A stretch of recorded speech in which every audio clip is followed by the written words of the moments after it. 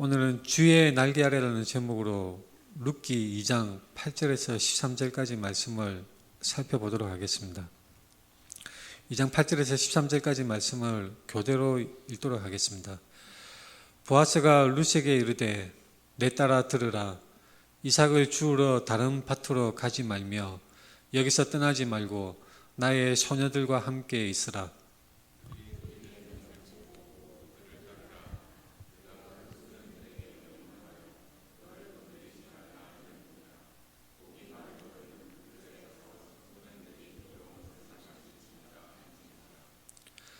룻이 엎드려 얼굴을 땅에 대고 절하며 그에게 이르되 나는 이방 여인이거늘 당신이 어찌하여 내게 은혜를 베푸시며 나를 돌보시나이까 하니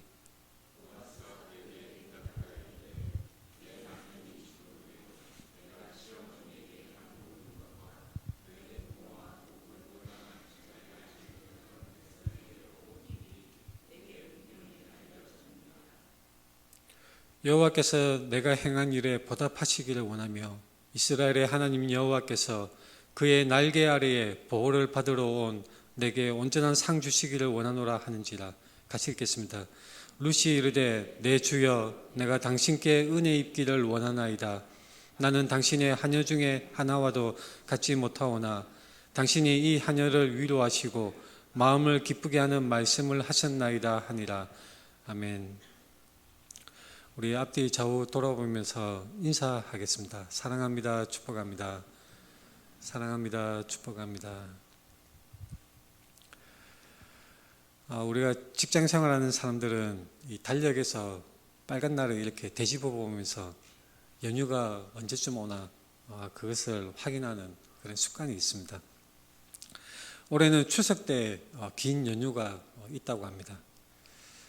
여러분들이 생업을 위해서 회사에서 직장에서 사업장에서 여러 가지 모양으로 여러 가지 생계를 가지고 우리는 일을 하고 있습니다.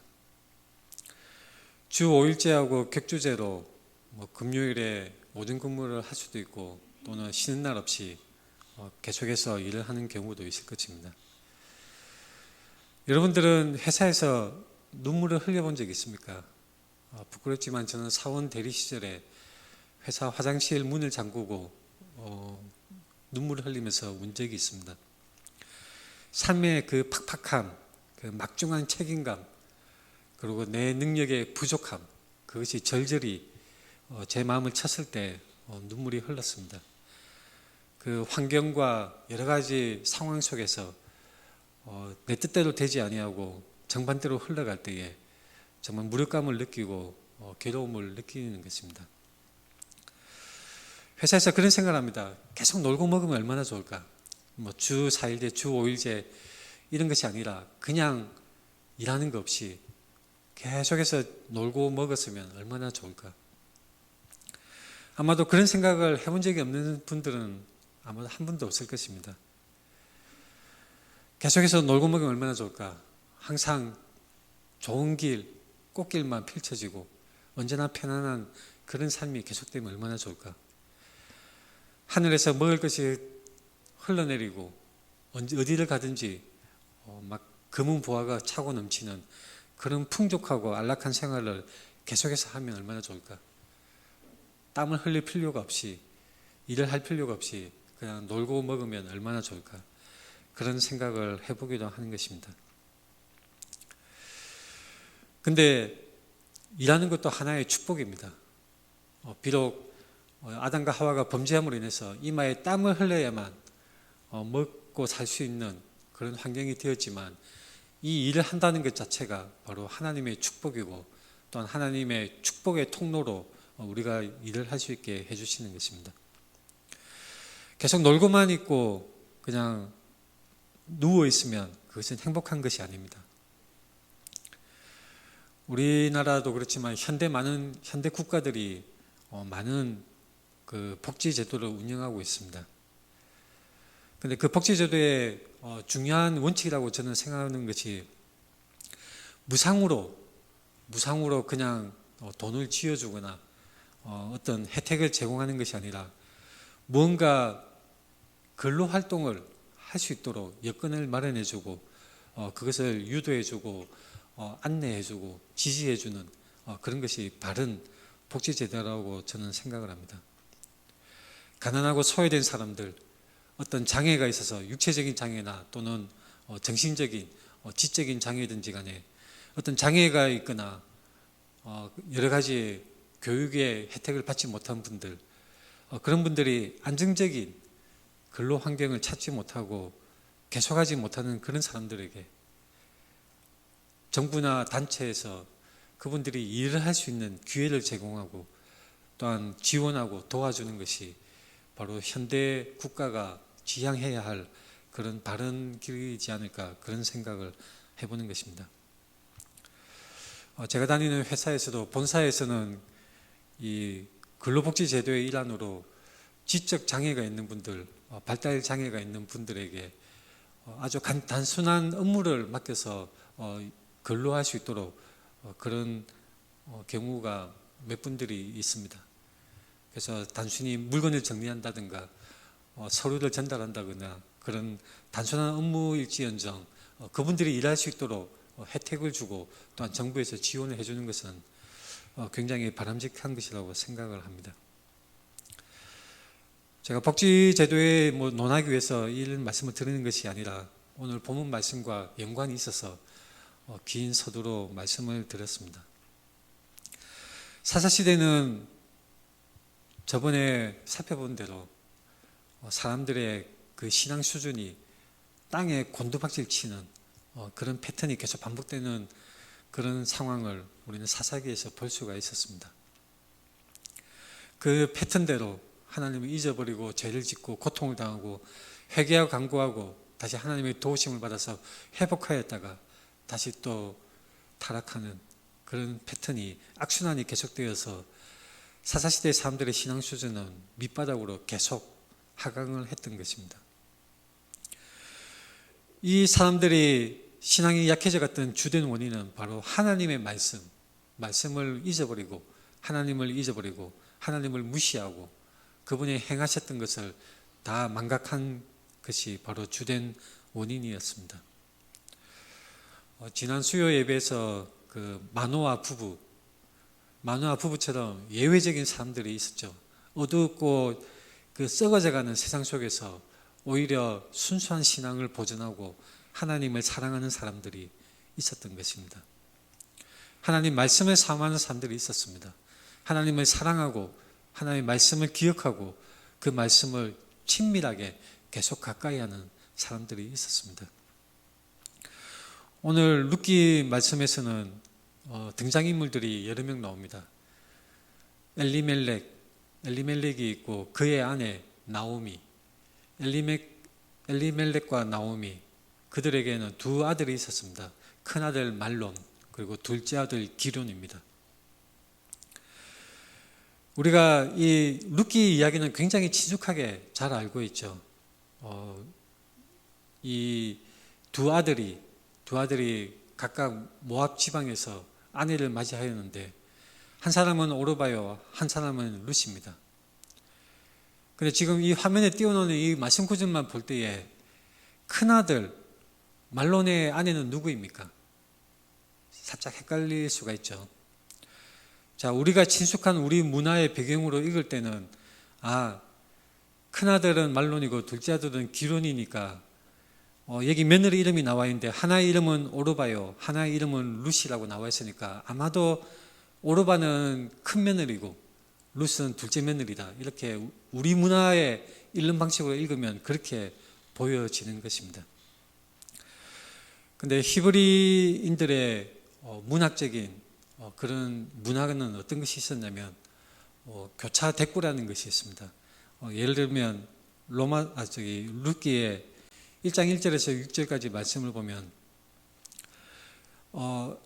A가 있고 B가 있고 C가 있고 이런 식으로 내용이 명시되다가 C-, B-, A- 이런 식으로 다시 거슬러서 되짚어 나오는 구조로 기술하는 그런 관습이 있습니다. 1절에 흉년이 드니라, 2절에 모압 지방에 들어가서 3절에 엘리멜렉이 죽고 4절에 그들의 아내를 맞이하였는데 자, 이 부분이 중심 내용이고 다시 되짚어 넣어서 거꾸로 대응되는 내용이 기술이 됩니다. 3절에 대응되는 내용이 5절에 말론과 기럧 두 사람이 다 죽고, 거꾸로 나와서 모압 지방에 들어가서 2절에 대응되는 내용이 6절에서 모압 지방에서 돌아오려 하려, 마지막으로 흉년이 드니라 1절에서 대응되는 말씀이 6절에서 그들에게 양식을 주셨다, 바로 풍년이 들었다는 말씀으로 내용이 대응되어서 이렇게 교차적으로 기술이 되는 형식인 것입니다. 그래서 이 나오미의 아들 말론과 기럧의 아내는 누구입니까? 마찬가지로 되짚어서 나오는 방식으로 기술되어 있습니다. 제가 표로 나타낸다면 엘리멜렉과 나오미 사이에서 큰아들 말론, 둘째 아들 기럧입니다. 이 사람들이 이 아내를 맞이했을 때 바로 말론의 아내는 오르바가 아니라 룻입니다. 큰아들 말론을 말하고 기럧을 말한 다음에 그 다음에 그들의 아내를 얘기할 때는 이 히브리 관습대로 되짚어서 대응되는 식으로 다시 기술을 하기 때문에 오르바는 기럧의 아내고 룻은 바로 맏며느리 말론의 아내인 것입니다. 이들은 어떤 상황이었습니까? 유다 베들레헴에 살던 사람들이었습니다. 그의 아내 나오미와 두 아들 말론과 기럧이 이 베들레헴에 살다가 흉년을 만나게 됩니다. 그래서 먹고 살기가 힘들어지니까 그 지방을 떠나서 모압 지방에 가서 거류하게 되었습니다. 거류라는 말이 표현이 되어 있는데, 거류라는 것은 그 지역에 완전히 기화하는 것이 아니라 자신의 고국의 정체성을 가지고 있으면서 외국인으로서 그 지방에 거주하고 사는 것을 말하는 것입니다. 이 엘리멜렉과 나오미와 그들의 두 아들, 큰아들 말론, 둘째 아들 기럧, 이들이 모압 지방에 가서 살았습니다. 모압 지방에 가서 사는데 이 모압 지방에서 살다가 어떤 일이 벌어집니까? 바로 가장 엘리멜렉이 죽고 맙니다. 나오미는 과부가 되었던 것이죠. 근데 두 아들 말론과 기럧이 있으니까 그래도 그럭저럭 살아갈 수 있었을 것입니다. 근데 이들이 또 이렇게 살다가 모압 지방에서 이제 결혼을 합니다. 제가 말씀드린 대로 룻이 바로 맏며느리 말론의 아내이고, 오르바는 둘째 며느리 기럧의 둘째 아들 기럧의 아내로 그렇게 결혼을 하게 되었습니다. 이 룻과 오르바는 둘 다 모압 여자죠. 사실 이스라엘 백성으로서는 이방인과 결혼하는 것은 금해져 있는 그런 것입니다. 하지만 모압 지방에서 살다 보니 그 상황 속에서 모압 여자들 아내들로 맞이하게 되었던 것입니다. 그래서 말론과 룻 부부로 기럧과 오르바가 이렇게 살다가 참 기구한 인생처럼 어떤 일이 벌어지냐면, 우리가 잘 알다시피 바로 말론과 기럧도 죽고 맙니다. 그래서 어떤 상황이 됩니까? 시어머니 나오미, 그 다음에 맏며느리 룻, 둘째 며느리 오르바, 여자들 3명만 그냥 덩그러니 남아있게 된 것입니다. 지금이야 현대국가에서 여러 복지제도가 있고 치안이 좋은 그런 사회여서 우리는 이 상황에 얼마나 처절하고 끔찍한 상황인지 잘 실감이 되지 않습니다. 여자 3명이서 어떻게 먹고 살지 정말로 막막한 상황이 되고 만 것입니다. 우리 기준으로 이 상황을 잘 이해하기는 어렵습니다. 고대 시대에 남자가 없이 여자만들, 과부 셋이 모여서 어떻게 살아갈 수 있을까? 너무나 끔찍한 상황이 벌어지고 만 것입니다. 사실 우리 인생도 뭐 크고 작은 차이는 있겠지만 여러 가지 힘든 상황이 있죠. 저는 회사 화장실에서 운 적이 있다고 말씀을 드렸지만, 여러분들도 아마 생계 일에 삶의 현장 속에서 많은 어려움을 겪을 수도 있습니다. 인생 중에 여러 가지 고통과 고난이 있을 수 있고 어려운 상황을 만날 수가 있는 것입니다. 나오미, 룻과 오르바, 이들과 우리의 삶이 그렇게 큰 차이가 있는 것은 아닙니다. 정도의 차이가 있을지언정 누구나 다 삶에 고통이 있고 눈물이 있습니다. 누구나 다 어려움이 있는 것입니다. 나오미와 룻과 오르바는 굉장히 난처한 상황에 처해졌습니다. 여자만 남은 상황, 절망적인 상황이었습니다. 그때 나오미가 결심을 하게 됩니다. 두 며느리에게 말하길 뭐라고 말하느냐면, 너희는 각기 너희 친정으로 돌아가라. 나를 따라서는 도저히 우리가 같이 살 수가 없을 것 같구나. 너희들은 너희들의 고향, 바로 모압 족속에게로 친정으로 돌아가라고 그렇게 말을 하는 것입니다. 너희가 어찌 나와 함께 가려느냐? 내 태중에 너희의 남편 될 아들들이 아직 있느냐? 이것은 무슨 말씀이냐면, 대를 이을 후사가 없을 때에 당시의 문화에는 어떤 문화가 있었습니까? 계댁 문화가 있었습니다. 그래서 뒤를 이어서 후사를 잇기 위해서 이 다른 친족이 대를 이어서 결혼해서 후사를 잇게 하는 그런 풍습이 있었습니다.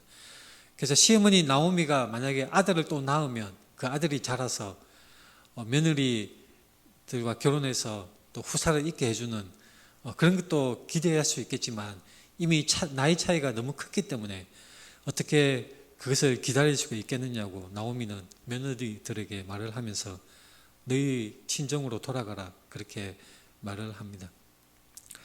처음에는 룻과 오르바가 둘 다 울면서 그냥 따라가겠다고 그렇게 얘기를 하지만 결국은 오르바 둘째 며느리는 그의 시어머니 나오미에게 작별의 인사를 하고 떠났습니다. 친정으로 돌아간 것입니다. 그때 나오미가 의미심장한 말을 합니다. 룻기 1장 15절에 보라, 네 동서는 그의 백성과 그의 신들에게로 돌아가나니 너도 너의 동서를 따라 돌아가라. 이것은 단순히 그냥 친정으로 돌아가는 것이 아니라 바로 믿는 신앙과도 연관이 되어 있는 그런 의미심장한 말이라고 할 수가 있습니다. 그때 룻이 아주 중요한 말을 합니다. 나에게 돌아가라 강권하지 마소서. 어머니께서 가시는 곳에 나도 가고 어머니께서 머무시는 곳에 나도 머물겠나이다.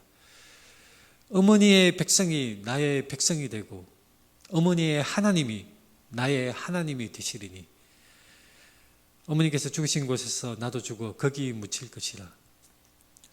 어머니를 떠나면 여호와께서 내게 벌을 내리시고 더 내리시기를 원하나이다. 이 룻의 이 대답하는 말 속에는 바로 여호와 하나님에 대한 그 애절한 절절한 신앙이 묻어 있습니다. 바로 신앙 고백을 하고 있는 것입니다. 어머니의 백성이 나의 백성이 되고 어머니의 하나님이 나의 하나님이 되시리니. 이 룻은 이 여호와 하나님에 대한 신앙을 아마도 나오미에게 또한 그의 남편에게 배웠던 것 같습니다. 말씀을 배우고 신앙을 배웠던 것 같습니다. 그래서 시어머니 나오미는 며느리 룻이 단호하게 신앙적인 결단을 하고 끝까지 따라가겠다고 얘기하는 것을 듣고 돌아가라고 말하는 것을 그쳤습니다. 근데 여전히 막막하죠. 시어머니 나오미와 며느리 룻이 뭘 할 수가 있겠습니까? 그때 룻이 나오미에게 뭐라고 말하냐면, 내가 밭으로 가서 내가 누구에게 은혜를 입으면 그를 따라서 이삭을 죽겠나이다. 이삭을 죽겠나이다. 이삭을 죽는다는 것은 어떤 의미냐면, 밭에서 보통 추수를 할 때에 이제 나달이 떨어지게 됩니다. 땅에 떨어지게 되는데 일을 할 수 없는 능력이 없는 사람들, 가난하고 소외된 사람들, 생계를 이을 직업이 없는 사람들이 그 남의 밭에 들어가서 추수할 때에 그 땅에 떨어지는 이삭을 주워서 그것으로 양식을 삼아서 생명을 연장을 하는 것입니다. 입에 풀칠을 하는 것이죠. 사실 이것은 단순히 그냥 남들 따라 그렇게 하겠다기보다 룻은 하나님의 말씀, 레위기 말씀에 대한 그 말씀의 지식이 있었음에 틀림없습니다. 레위기 말씀에 어떤 말씀이 있냐면 너희가 너희의 땅에서 곡식을 거둘 때에 너는 밭 모퉁이까지 다 거두지 말고 내 떨어진 이삭도 줍지 말며 내 포도원의 열매를 다 따지 말며 포도원에 떨어진 열매도 주지 말고 가난한 사람과 거류민을 위하여 버려두라. 나는 너희의 하나님 여호와이니라. 현대적인 복지제도가 없던 당시 고대 사회에서 하나님께서는 정말로 불쌍한 사람들, 가난하고 소외된 자들을 위한 하나님의 은혜의 이 율법의 말씀을 주신 것입니다. 모퉁이까지 다 거두지 말라는 말씀도 있습니다. 땅이 있을 때에 밭에 경작을 하는데 끄트머리 땅, 그 끄트머리 땅은 다 베지 말고 가난한 사람들을 위해서, 생계 수단이 없는 사람들을 위해서 그것을 남겨두어라. 그러면 그들이 와서 그것을 거두어서 그들의 양식으로 삼을 것이다라고 하나님께서 사랑과 배려의 율법의 말씀을 주신 것입니다. 보통 어떤 분들이 이런 질문을 하는 분들이 있습니다. 11조를 할 때에 이걸 세전을 떼야 되나요? 세후를 떼야 되나요? 아니면 월세나 전세 또는 은행 이자를 다 제하고 나서 남은 금액에 대해서 10분의 1을 계산을 해야 되나요? 비율을 어떻게 계산을 해야 되나요? 어떤 식으로 세전인지 세후인지 그것을 질문하는 분들이 있습니다. 율법에 모퉁이까지 다 거두지 말라고 하셨는데 모퉁이 땅이 얼마 정도까지인지는 율법에서 구체적으로 명시하지 않고 있습니다. 만약에 누가 나는 다른 사람들을 위해서 가난하고 소외된 사람들을 배려해서 내가 비록 약간 굶을지라도 나는 모퉁이 땅을 많이 남겨놓겠다. 내 땅의 절반을 나는 모퉁이 땅으로서 추수하지 않고 다른 사람들에게 나누어 주겠다. 그럴 때는 바로 그 사람에게는 모퉁이 땅이 자기 땅의 절반에 해당되는 것입니다. 그래서 나는 율법에 준수하는 체면치레를 하겠다. 그러면 아주 그 모퉁이 정말 끝자락 요만큼 그만큼을 남겨두고 아하 나는 율법을 지켰어. 나는 하나님의 말씀을 지켰어. 스스로 그렇게 안심하는 사람도 있었을 것입니다. 하나님은 사랑의 배려, 사람을 사랑하도록 다른 불쌍한 사람들을 도와주도록 그 사랑과 배려의 율법을 세우시고 사람들에게 명하셨는데 그것을 어떻게 적용할지 그것은 바로 사람의 마음속에 있습니다. 사랑이 없이는 이것이 악용될 수도 있는 것이고 사랑이 없이는 그저 자신의 종교적인 체면치레, 자신의 종교적인 허영심에 충족시키는 수단으로 사용될 수가 있는 것입니다. 반대로 정말로 사람을 사랑해서 사람을 아끼고 배려하는 마음으로 자신의 소유를 풀어서 사람들에게 돕는 수단으로 하나님의 사랑의 율법을 실천하는 그 실천의 현장에 자신을 사용되기를 원하고 또한 쓰임을 받는 그런 사람들이 있는 것입니다. 우리는 어떻게 살아야 하겠습니까? 우리는 생각해 보아야 합니다. 떨어진 이삭도 줍지 말며 이것은 밭에 추수를 하다가 곡식을 떨어뜨렸을 때 그것을 줍지 말라는 것입니다. 바로 가난하고 소외된 자들이 와서 그 떨어진 이삭을 주어서 그것으로 연명할 수 있도록 그렇게 배려를 해라는 그런 말씀인 것입니다. 룻은 이 말씀에 근거하여서 바로 밭에 들어가서 일을 하겠다고 하였습니다. 그래서 우연히 보아스의 밭에 가게 됩니다. 이 룻기 성경 말씀에서는 우연이라는 단어를 사용하였지만 우리는 그 배경에 바로 하나님의 역사하심이 있다는 것을 분명히 알 수가 있습니다. 이 보아스는 아마도 유력한 자, 많은 재산이 있었고 많은 땅과 또한 그를 위해서 일하는 일꾼들을 거느리는 그런 사람이었던 것 같습니다. 그 보아스가 룻에게 뭐라고 하냐면 내 딸아 들으라. 이삭을 주우러 다른 밭으로 가지 말며 여기서 떠나지 말고 나의 소녀들과 함께 있으라.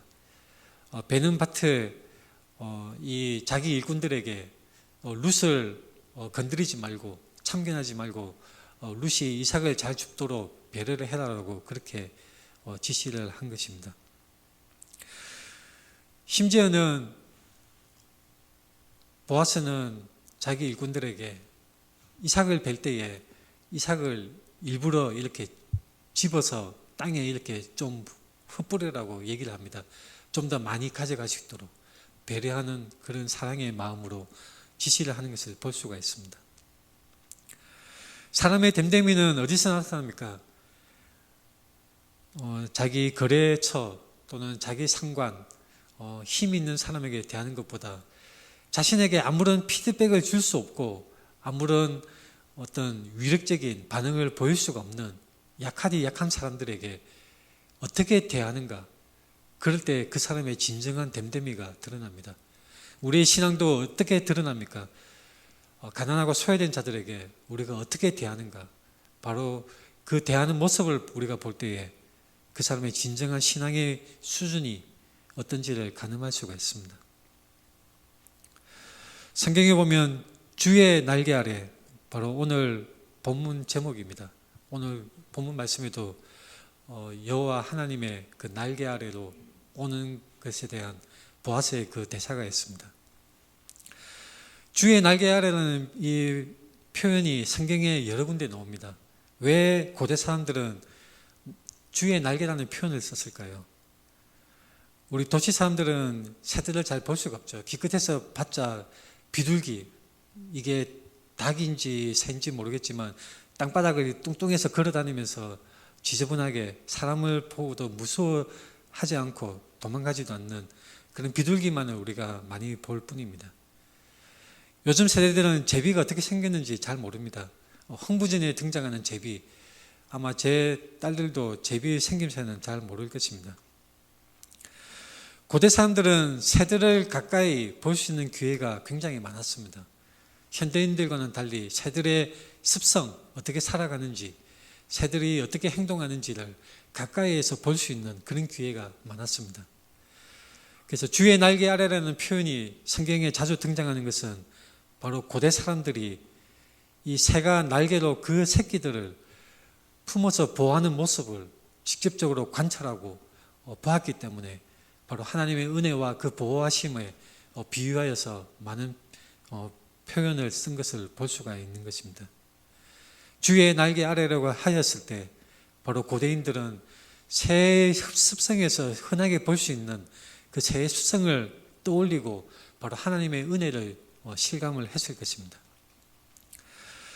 저는 새가 어떻게 그 새끼들을 보호하는지 잘 실감을 하지 못했습니다. 그래서 제가 일부러 이해를 돕기 위해서 실감을 할 수 있도록 유튜브에서 새가 날개로 새끼를 보호하는 영상을 찾아보았습니다.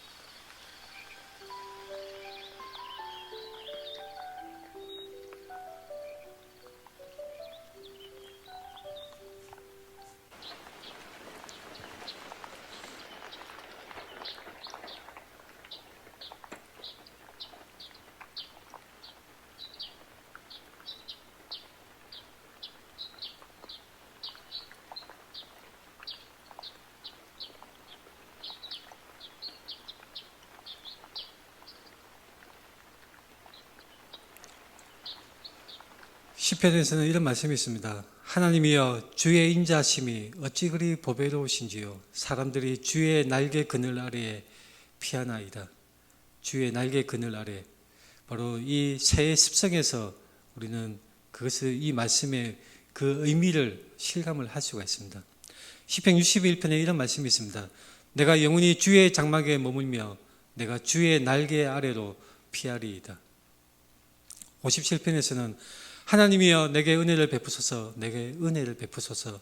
내 영혼이 주께로 피하되 주의 날개 그늘 아래에서 이 재앙들이 지나기까지 피하리이다. 이 부분은 다윗이 기록한 시편입니다. 하나님 내게 은혜를 베푸소서, 내게 은혜를 베푸소서. 오늘 이 룻기 말씀에서도 보아스의 말에 이런 것이 있습니다.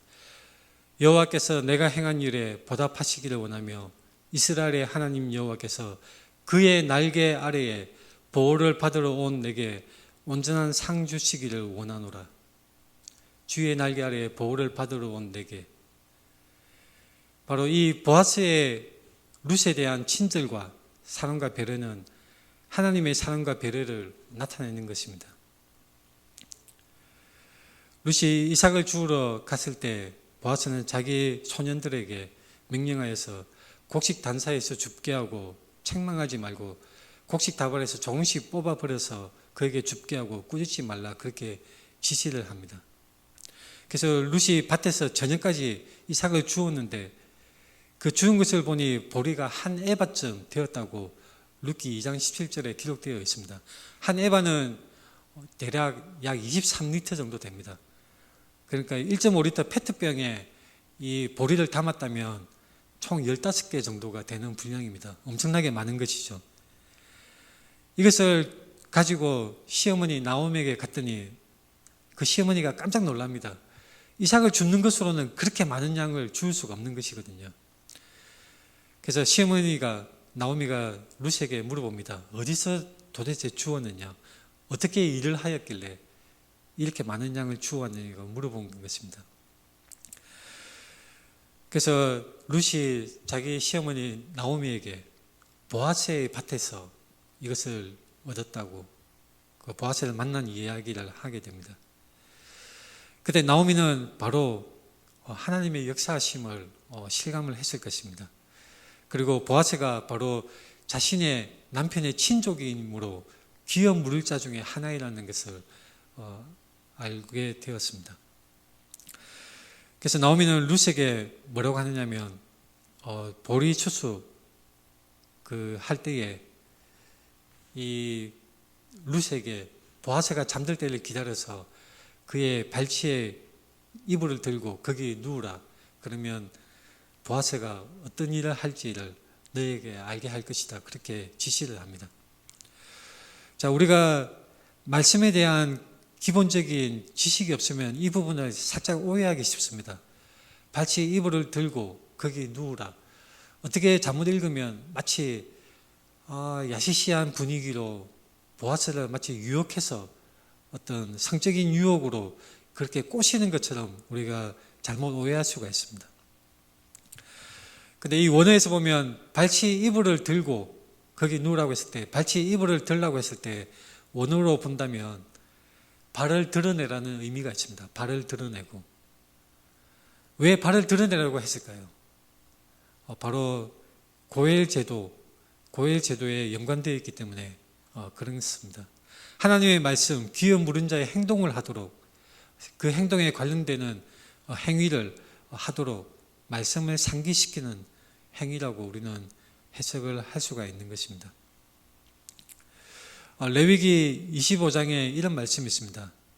만일 내 형제가 가난하여 그의 기업 중에서 얼마를 팔았으면 그에게 가까운 귀염 물을 자가 와서 그의 형제가 판 것을 물을 것이요.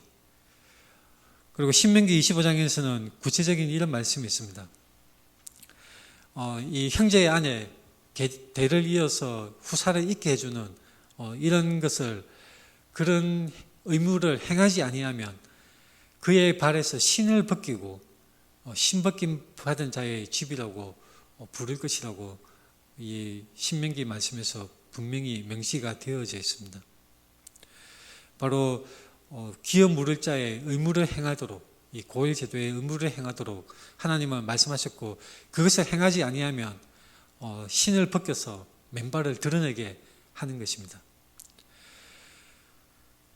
그래서 룻이 보아스가 잠들었을 때 그에게 가서 그의 발을 드러낸 것은 바로 이 고일 제도를 상기시키고, 바로 하나님이 명하신 율법의 말씀을 떠올리게 하여서 바로 이 룻으로 하여금 대를 잇도록, 또한 그의 땅을 회복시키는 기업 물을 자로 행동을 하도록 그렇게 요청하는 행위로 우리는 해석을 해야 하는 것입니다. 보아스는 그때 어떻게 행동을 합니까? 이 룻의 그 행동을 보고 바로 이 말씀을 떠올렸을 것입니다. 그래서 기어 물을 자로 자기가 다 행하겠다. 대신해서 이 룻과 결혼을 해서 후사를 있게 하고 또한 땅을 회복해서 그 낳은 후사가 땅을 이어서 기업을 회복하게 하도록 그렇게 하겠다고 보아스는 약조를 하는 것입니다. 그런데 이 보아스의 그 반응이 굉장히 섬세합니다. 굉장히 신중한 자세로 아주 조심스럽게 말을 하는 것을 볼 수가 있습니다. 보아스는 룻에게 새벽까지 누워 있다가 남들이 보지 않을 때 일어나 가라라고 그렇게 지시를 하고 자기가 이제 그 기업 물을 자의 약속을 진행하겠다고 그렇게 약속을 하게 됩니다. 어떤 신학자는 이렇게 설명하는 분이 있습니다. 만약에 보아스가 이때의 이방 여인이었던 룻과 함께 성적으로 관계를 가졌다면, 죄를 지었다면 기업 물을 자의 자격이 그 즉시로 소멸된다고 그렇게 해석하는 유대인 학자도 있습니다. 그래서 룻기 3장 14절에 보면 룻이 새벽까지 그의 발치에 누웠다라고, 발치에 누워 있었다고 분명히 명시하고 있습니다. 이 보아스는 적법한 하나님의 말씀에 따라서 적법하게 룻을 자신의 아내로 맞이할 때까지 룻을 지켜주고 존중을 해주었던 것입니다. 그리고 다른 사람들이 오해하지 않도록 어두울 때에 일찍 일어나서 들어가도록 합니다. 그리고 룻에게 보리를 6번 되어서 룻에게 지워줍니다. 나오미에게 그 경과된 일을, 있었던 일을 얘기를 하면서 보리를 6번 나에게 주더라고 그렇게 시어머니에게 말을 했을 때 나오미는 바로 그 의미를 알았을 것입니다. 6번 바로 지금까지 있었던 왔던 일들이 있은 후에 완전수 7번은 이제 해방되는 날이라는 것을 바로 시어머니 나오미는 바로 그 의미를 알았을 것입니다. 그래서 시어머니는 이 일이 어떻게 될지 룻에게 앉아 있으라. 보아스가 이 일을 성취하기 전에는 쉬지 아니하리라 그렇게 말을 합니다.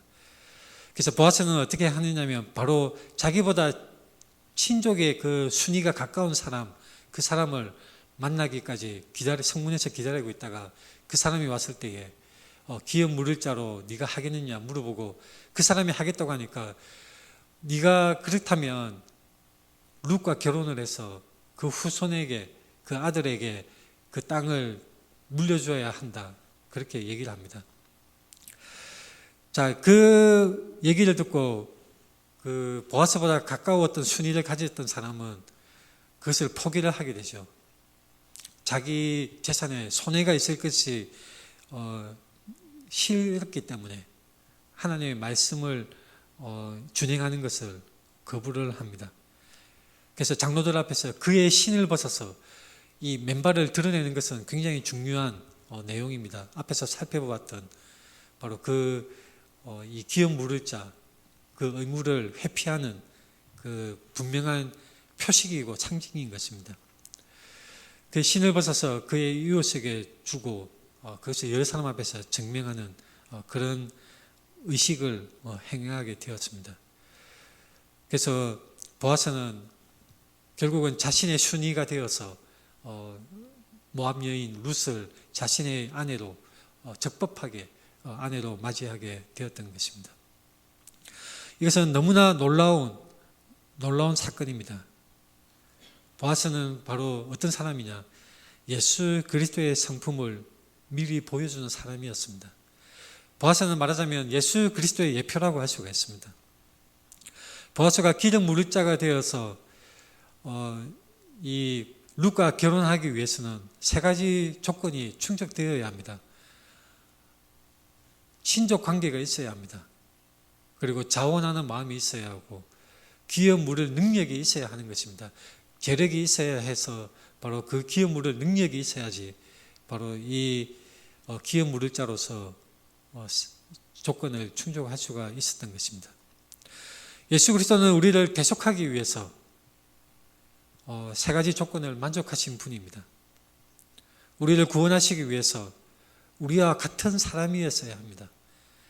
그래서 성육신 하셔서 죄가 없는 인간으로 예수 그리스도가 오셨습니다.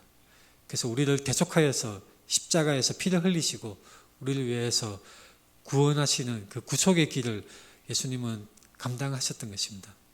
예수 그리스도는 자원하는 마음으로 우리를 위해서 십자가 대속의 길을 가셨습니다. 또 예수 그리스도는 우리를 구원할 능력의 하나님이십니다. 룻과 같이 우리는 하나님의 은혜를 구하며 하나님의 말씀을 붙들고 주님께 나아가야 합니다. 룻이 보아스에게 어떻게 말을 합니까? 룻기 2장 10절에 보면 어찌하여 내게 은혜를 베푸시며 나를 돌보시나이까? 13절에 내 주여 내가 당신께 은혜를 입기를 원하나이다. 3장 9절에서는 나는 당신의 여종 룻이오니 당신의 옷자락을 펴 당신의 여종을 덮으소서. 이는 당신이 기업을 물을 자가 됨이니이다.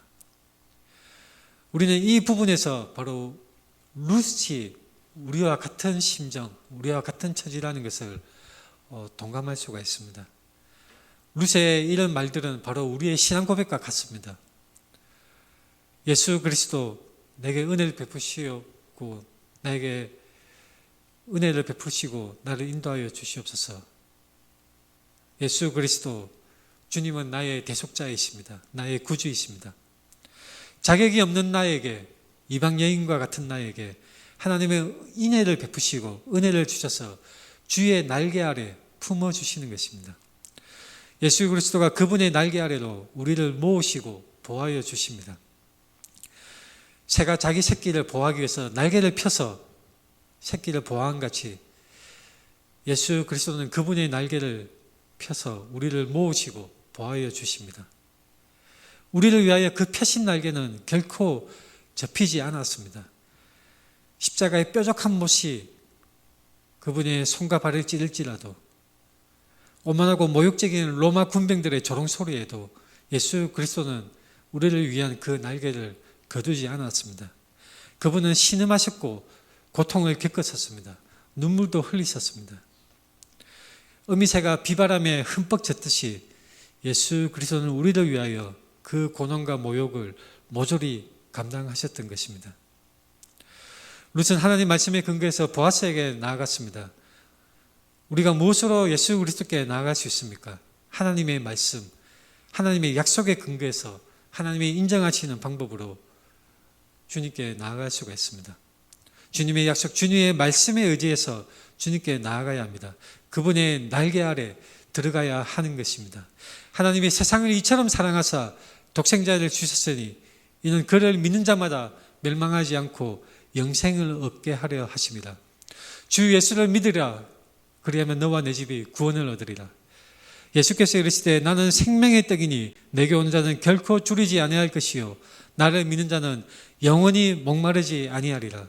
아버지께서 내게 주신 자는 다 내게로 올 것이요 내게 오는 자는 내가 결코 내쫓지 아니하리라. 이 말씀을 의지하십시오.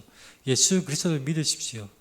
예수 그리스도를 믿는 우리, 예수 그리스도 안에 거하는 우리는 하나님의 은혜를 입었습니다. 어떻게 살아가야 합니까? 보아스와 같이 하나님의 사랑을 실천하는 사람으로 우리는 살아가야 하겠습니다. 하나님의 말씀을 잘 알고 하나님의 뜻대로 살아가야 하겠습니다. 가난하고 소외된 사람들에게 하나님의 사랑을 흘려보내고 그분의 복음의 말씀을 전하고 그분의 증인으로서 살아가는 사람, 바로 그러한 사람이 되어야 합니다. 하나님의 사랑을 공급하는 사람이 되어야 하는 것입니다. 우리 모두 한 사람 한 사람마다 보아스와 같은 사람이 되어야 합니다. 이제 말씀을 정리하겠습니다. 오늘 설교에서도 에필로그가 있습니다. 주요 이야기가 끝난 후에 덧붙이는 내용입니다. 전통적인 유대인들은 하나님의 말씀을 진지하게 대하고 암송을 했습니다. 암송을 하려고 끊임없이 노력하고 계속해서 되뇌이고 또한 그것을 가르쳤습니다. 그 복잡한 말씀, 그 복잡한 성경 말씀을 쉽게 외우는 방법은 여러 가지가 있겠죠. 반복을 하는 것 또는 멜로디를 붙여서 노래로 만들면 또한 쉽게 기억되고 잊혀지지가 않습니다. 제가 룻기 말씀의 끝부분을 히브리 이 방식으로 유태인들이 히브리 언어로 읽는 부분을 제가 가져왔습니다. 유태인들이 히브리 원어로 성경을 어떻게 읽는지, 정통적인 방법으로 어떻게 읽는지를 한번 같이 들어보겠습니다. ותקראנה לו השכנות שם לאמור יולד בן לנעמי ותקראנה שמו עובד הוא אבי ישי אבי דוד ואלה תולדות פרץ פרץ הוליד את חצרון וחצרון הוליד את רם ורם הוליד את עמינדב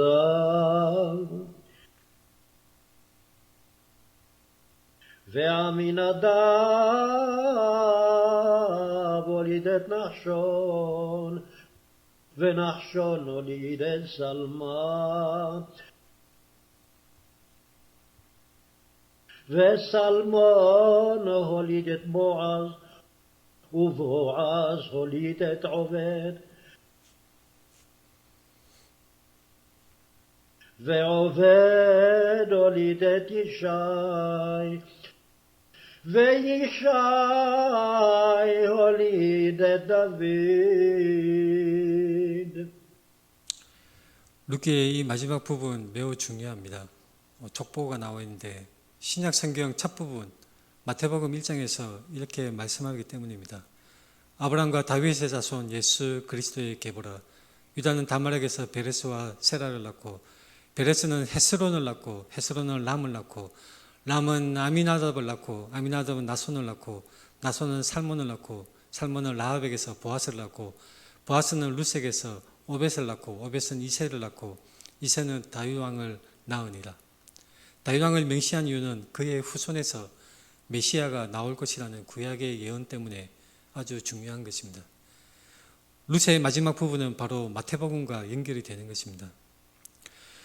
예수께서 길을 행하실 때 맹인이 따라오면서 외쳤습니다. 다윗의 자손 예수여 나를 불쌍히 여기소서. 다윗의 자손이라는 것은 바로 메시아라는 것입니다. 메시아 예수여 나를 불쌍히 여기소서. 맹인의 이 외침은 바로 우리의 외침이 되어야 합니다. 메시아 나의 구주 나의 하나님 주의 날개로 나를 덮으소서. 나에게 은혜를 베풀어 주소서. 아멘. 같이 기도하겠습니다.